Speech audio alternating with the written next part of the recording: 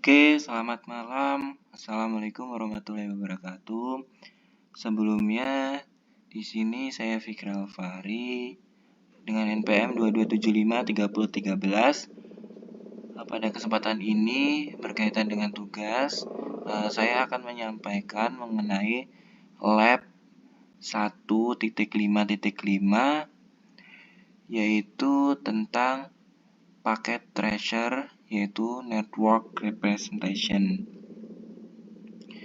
Nah, di sini sudah ada file untuk network representation-nya. Untuk modulnya di sini ada, langsung ke modulnya saja. Di sini ada objektivitas ataupun tujuan. Kemudian di sini ada instruksi dan beberapa step yang bisa kita selesaikan. Totalnya ada 3 step yang mungkin pada kesempatan ini kita akan mencoba untuk menjawab dan membahasnya. Mungkin langsung masuk ke step yang pertama saja, yaitu adalah identify common components of the network as represented in packet tracer. Nah, di sini mungkin saya akan menjelaskan dengan bahasa Indonesia ya. Mencoba mengartikan ke bahasa Indonesia. Jadi artinya di sini adalah mengidentifikasi komponen umum. Jadi intinya di sini mengidentifikasi komponen umum yang ada pada packet tracer, yang ada pada packet tracer. Di sini ada question di step 1 yang mungkin kita akan mencoba untuk menjawabnya, yaitu yang pertama, list the intermediary device category. Buat daftar kategori perangkat perantara yang ada pada paket tracer. Nah, untuk melihat perangkat perantara pada paket tracer itu ada di sebelah kiri bawah pada paket tracer, yaitu di sini di kiri bawah ini. Dan di sini untuk paket perantaranya ada routers, ada switch, ada hoops, ada wireless device, security, dan juga one emulator. Jadi totalnya itu ada 6 paket perantara yang ada pada paket tracer. Nah, untuk fungsinya sendiri, router itu digunakan untuk menghubungkan berbagai jaringan dan mengarahkan data antar mereka. Jadi router digunakan untuk menghubungkan jaringan. Kemudian ada switch. Switch ini digunakan untuk menghubungkan perangkat dalam jaringan lokal, memfasilitasi komunikasi di antara mereka. Nah, ini bisa dilihat ya sesuai dengan icon pada paket perantara ini. Di sini ada router, kemudian di sini ada switch. Kemudian ada hoops. Nah, hoops ini merupakan sebuah perangkat jaringan yang lebih lama yang hanya mengirimkan data ke semua perangkat yang terhubung. Jadinya hoops itu berfungsi untuk mengirimkan data ke semua perangkat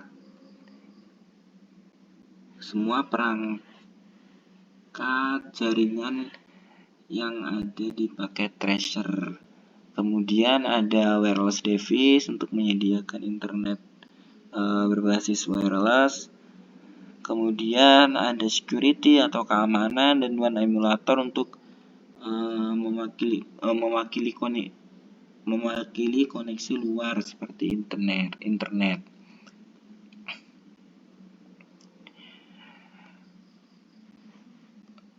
Ya, untuk pertanyaan pertama sudah kita bahas, kita lanjut ke pertanyaan kedua. Without entering into the internet cloud, how many icons in the typology represent endpoint device? Only one connection leading to them. Jadi untuk artinya itu tanpa masuk ke cloud internet atau cloud internet, berapa banyak icon in internet, how many icons in typology representation endpoint device. Mari kita telaah. Jadi ada berapa icon yang mengarah pada perangkat yang ada di dalam. Jadi mari kita hitung ada berapa icon. Yaitu dimulai dari atas 1, 2, 3, 4. Di atas ada 4, kemudian 5,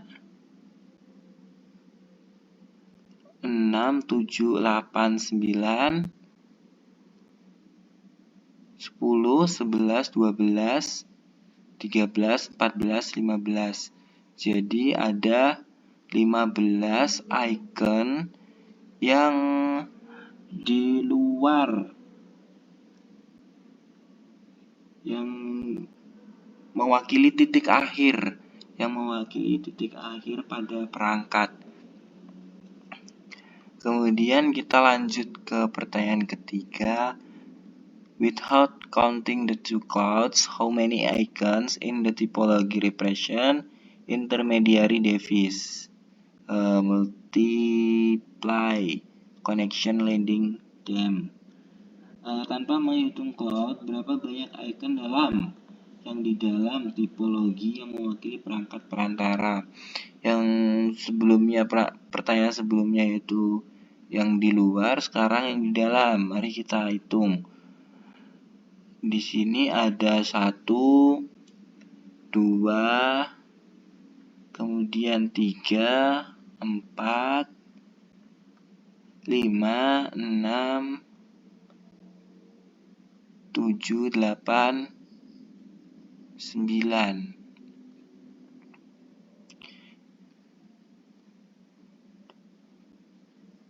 Jadi ada 9 perangkat yang 9 icon yang mewakili perangkat perantara dari dalam.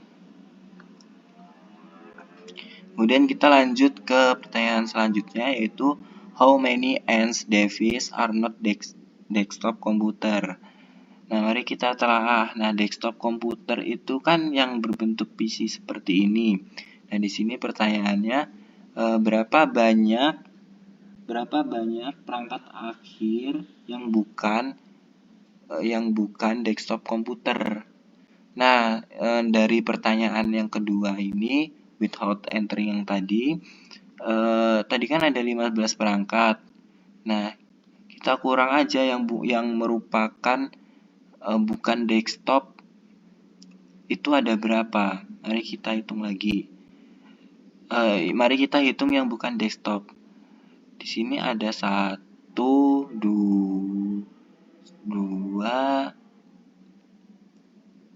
kemudian 3, 4,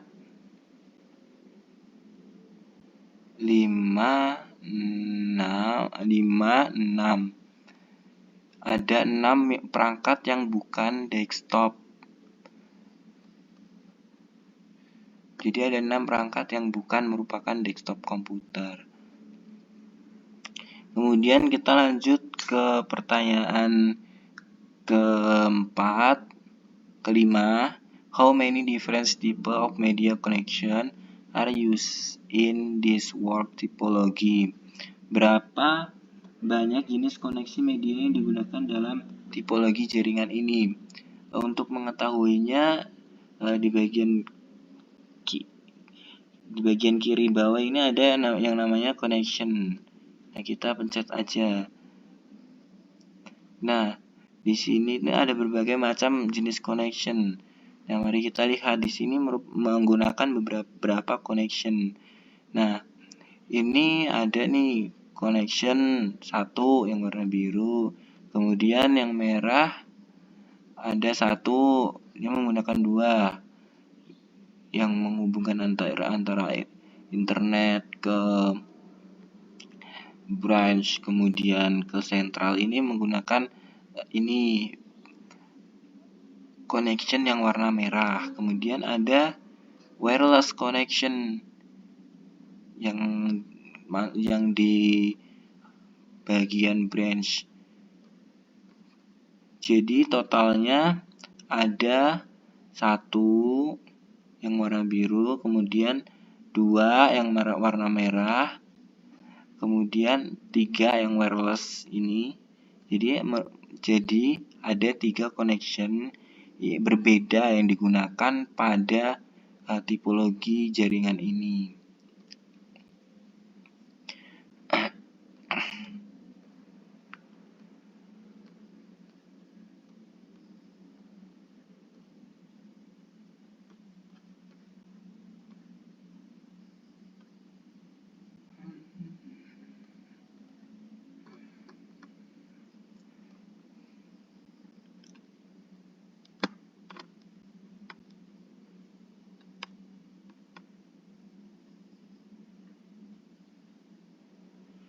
Kemudian kita lanjut ke step yang kedua, explain the purpose of the device. Jelaskan tujuan perangkat dari device ini. Jelaskan tujuan perangkat tersebut. Nah, di sini ada 3 soalan yang akan kita jawab. Soalan pertama yaitu in packet tracer only the server PT device can act as a server. Desktop or laptop PC cannot act as a server. Based on your study so far, explain the client server model. Di packet tracer hanya perangkat server PC yang dapat bertindak sebagai server. PC desktop atau laptop tidak dapat bertindak sebagai server. Berdasarkan penelitian sejauh ini, jelaskan model client server. Nah, untuk menjawab soalan ini, di dalam client server yang biasa digunakan di jaringan komputer itu terdapat 2 peran utama, yaitu client dan juga server. Nah, server ini merupakan komputer atau perangkat khusus yang menyediakan layanan sumber daya atau data tertentu ke perangkat lain di jaringan. Layanan ini dapat mencakup situs hosting, mencakup hosting situs web, pengelolaan database, penyimpanan file, dan banyak lagi. Kemudian yang kedua yaitu ada client. Nah, client ini merupakan perangkat seperti PC desktop, laptop, ataupun ponsel cerdas maupun tablet yang meminta dan memanfaatkan layanan atau sumber daya dari server. Dalam konteks packet tracer, perangkat server PT dirancang khusus untuk bertindak sebagai server yang mampu menyediakan layanan seperti web hosting, file sharing, atau DNS. PC desktop atau laptop di packet tracer biasanya dikonfigurasi sebagai client karena mereka terutama meminta layanan atau sumber daya dari server.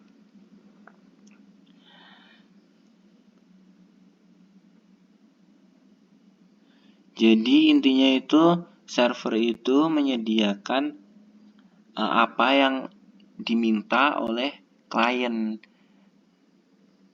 Ya, intinya seperti itu. Kemudian kita lanjut ke pembahasan yang kedua, yaitu adalah list at least 2 function in intermediary device. Sebutkan setidaknya dua fungsi perangkat perantara. Nah, perangkat perantara itu tadi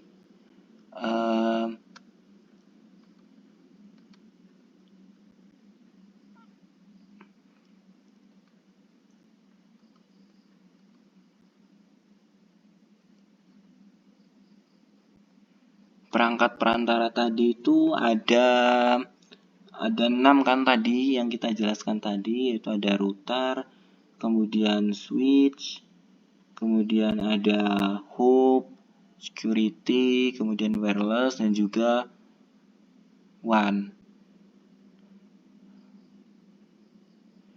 Nah, di sini saya akan mencoba untuk menjelaskan dua fungsi dari perangkat perantara yang tadi sudah dijelaskan. Yang pertama yaitu adalah router. Router itu digunakan untuk menghubungkan berbagai jaringan dan mengarahkan data antar mereka. Di sini itu router.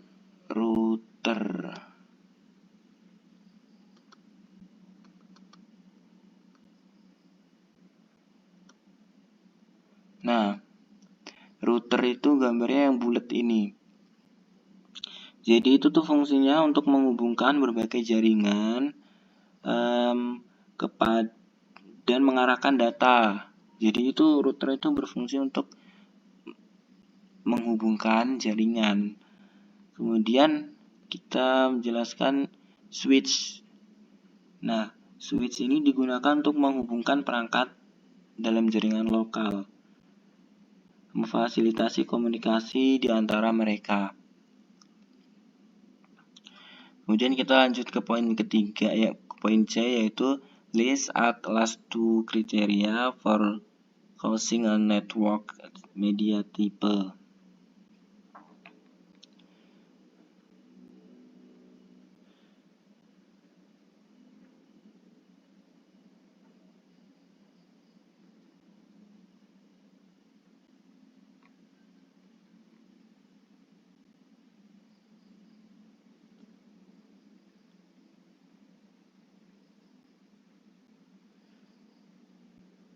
Sebutkan setidaknya 2 kriteria untuk memilih jenis media jaringan.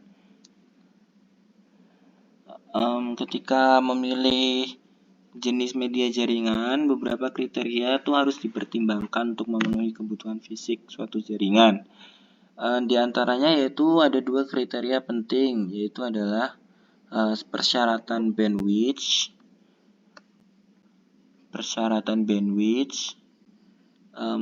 yaitu menentukan jumlah data yang perlu dikirim melalui jaringan. Jenis media yang berbeda menawarkan tingkat kapasitas bandwidth yang berbeda-beda. Misalnya, kabel serat optik menyediakan bandwidth tinggi yang cocok untuk aplikasi yang menuntun seperti streaming video. Kemudian, poin kedua yaitu adalah jarak. Yang harus dipertimbangkan yaitu adalah jarak. Pertimbangkan jarak fisik antara perangkat jaringan. Beberapa jenis media memiliki keterbatasan dalam beberapa jauh media tersebut dapat mengirimkan data secara efektif. Yaitu dia 2 kriteria untuk memilih jenis media jaringan. Yang pertama tadi yaitu adalah persyaratan bandwidth, kemudian ada jarak. Lanjut kita ke step yang ketiga, yaitu compare and contrast LAN and WANs. Bandingkan dan kontraskan LANs dan juga WANs. Di sini ada 4 poin, yaitu poin yang pertama, coba jelaskan perbedaan antara LAN dan WAN dan berikan contohnya. Nah, untuk LAN sendiri itu biasa disebut juga jaringan area lokal. Nah, untuk cakupan LAN itu mencakup wilayah geografis yang relatif kecil, biasanya dalam satu gedung, kantor, atau kampus.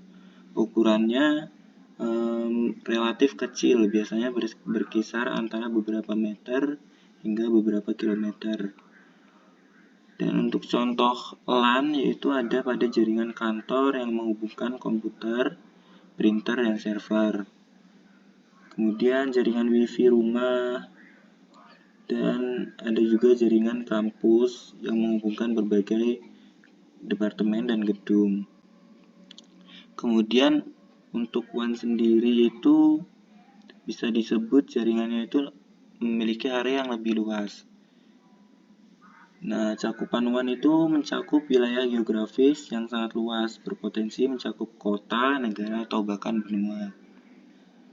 Untuk ukurannya sendiri bersifat luas dan dapat menjangkau jarak yang jauh, seringkali ribuan kilometer. Untuk contohnya, WAN sendiri yaitu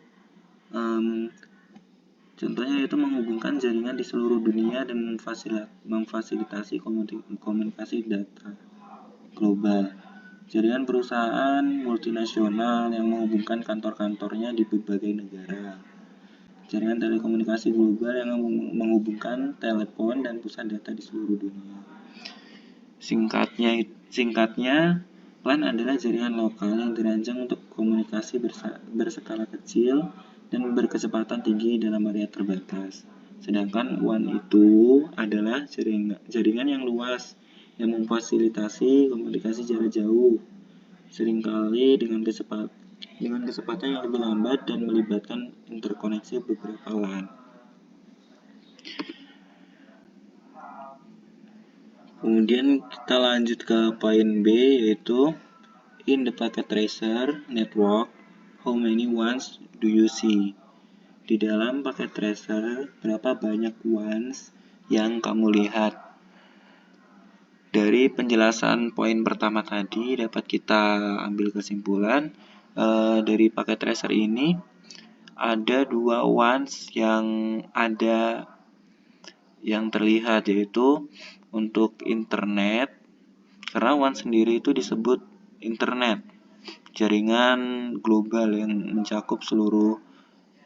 mencakup luas areanya, yaitu di sini ada internet dan juga subinternet. Jadi ada 2 WANs yang ada pada packet tracer. Kita masuk ke poin ketiga, yaitu how many LANs do you see? Dari penjelasan poin pertama tadi, LANs itu mencakup area lokal ataupun area yang lebih pendek daripada LANs, dan dapat berupa home office, kemudian sentral, dan juga branch. Jadi di sini ada 3 LANs yang ada pada packet tracer, yaitu pada home office, juga sentral, kemudian yang branch. Jadi tiga LAN yang ada pada packet tracer.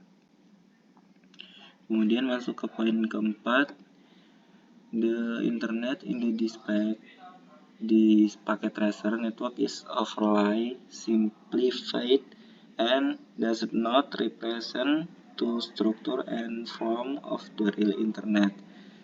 Briefly describe the internet.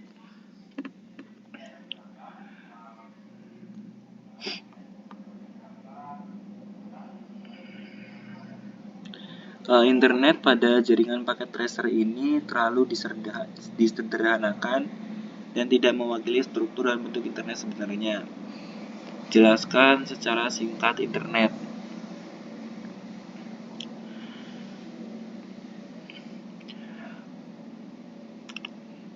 Oke, saya akan mencoba untuk menjelaskan secara singkat apa itu internet.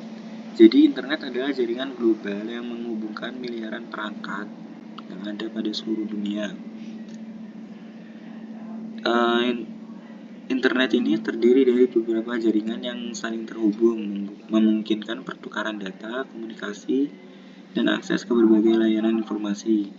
Internet memanfaatkan protokol standar seperti TCP atau IP, mengandalkan infrastruktur kabel, serat optik, satelit, dan nirkabel, serta menyediakan layanan seperti web, email, media sosial, call computing.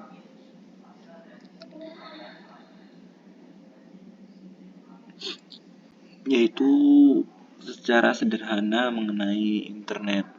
Kemudian kita lanjut ke poin yang kelima. What are some of the common ways of home user connects to the internet? Apa saja secara umum yang digunakan pengguna rumah untuk terhubung ke internet? Simpel saja jawabannya, itu adalah pengguna rumah dapat terhubung ke internet yaitu melalui internet broadband, wifi, kemudian internet dial-up, internet satelit, kemudian data seluler, tethering, dan lain sebagainya.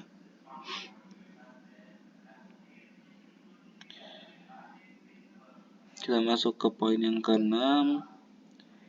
Pertanyaannya itu adalah what are some common methods the business use to connect the internet in your area? Apa saja metode umum yang digunakan bisnis untuk terhubung ke internet di wilayah saya? Bisnis biasanya menggunakan berbagai metode untuk terhubung ke internet, dan pilihannya seringkali bergantung pada faktor seperti lokasi, anggaran, bandwidth yang diperlukan, dan kendala. Metode umum untuk konektivitas internet bisnis yaitu meliputi internet serat optik, kemudian Ethernet, lisensi, kemudian DSL dan internet kabel, kemudian broadband, nirkabel, internet satelit, dan juga MPLS, dan masih banyak lagi.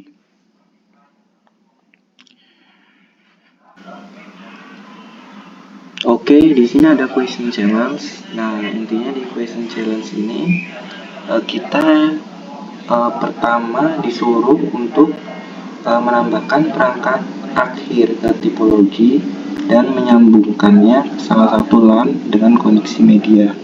Kemudian yang kedua yaitu menambahkan perangkat perantara baru ke salah satu jaringan dan menghubungkannya atau menyambungkannya ke salah satu LAN atau WANs dengan koneksi media.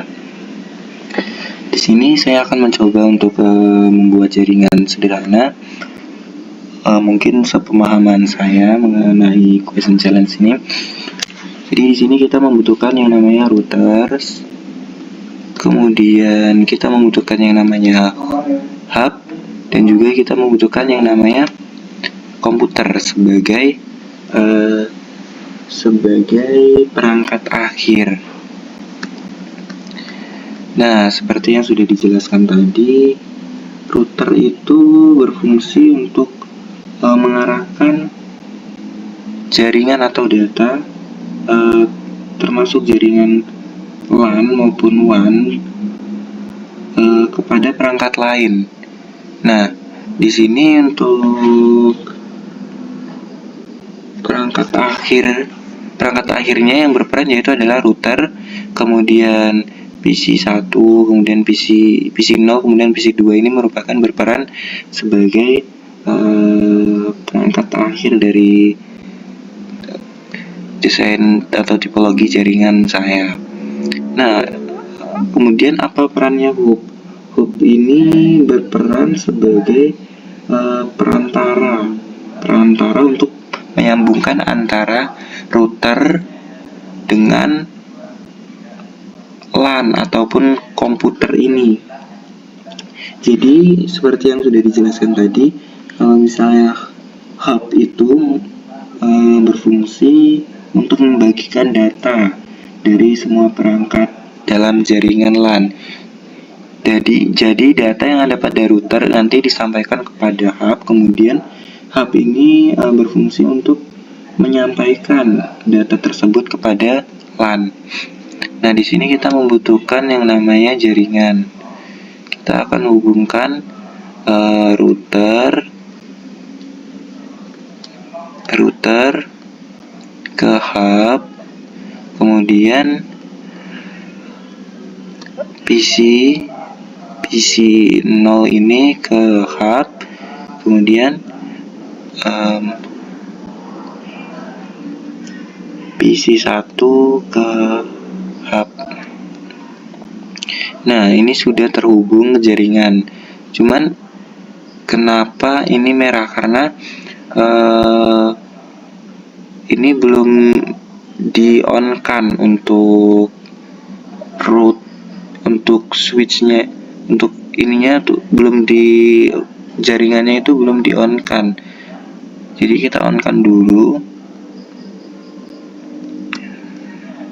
Nah, ini akan berubah menjadi hijau. Cuman sekarang ini belum bisa terhubung ke internet karena kita belum mengkonfig yang namanya IP address dari routernya. Jadi untuk terhubung ke jaringan internet itu belum bisa. Ya mungkin lain kali saya akan jelaskan. Pada intinya router ini akan membagikan data ke hub, kemudian hub ini akan membagikan data ke LAN, yaitu klien dari PC 0 dan juga PC 1. Mungkin sekian penjelasan yang bisa saya sampaikan pada kesempatan kali ini. Kurang lebihnya saya mohon maaf berkaitan dengan materi network representation pada lab 1.5.5. Kurang lebihnya saya mohon maaf. Saya akhiri. Wassalamualaikum warahmatullahi wabarakatuh.